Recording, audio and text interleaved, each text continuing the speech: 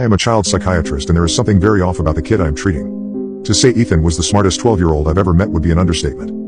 According to his school records, his first stroke of genius hit around the time he was in second grade when he multiplied 3-digit numbers in his head while the other kids were just learning to add using their fingers. He has always been fascinated by mathematics, particularly probability, which wasn't even covered in the syllabus yet.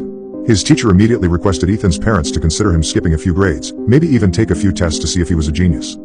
The Joneses were against that idea completely. They just thought it would be too much work in their already hectic life.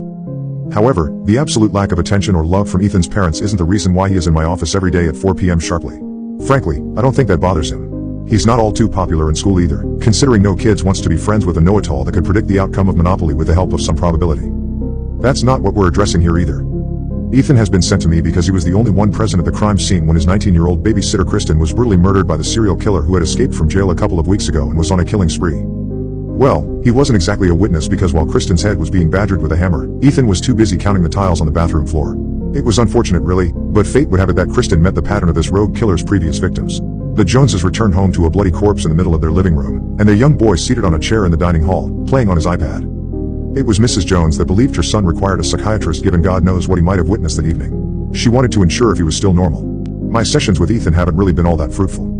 I tried to keep the conversation going many times, but all I'd get in return were a few shrugs and maybe a half-hearted yay now and then. Today, however, I decided to dive right in and talk about that gruesome evening. It was a dark time for the entire town, you know. I spoke. The police didn't see it coming. Nobody did. What were the chances?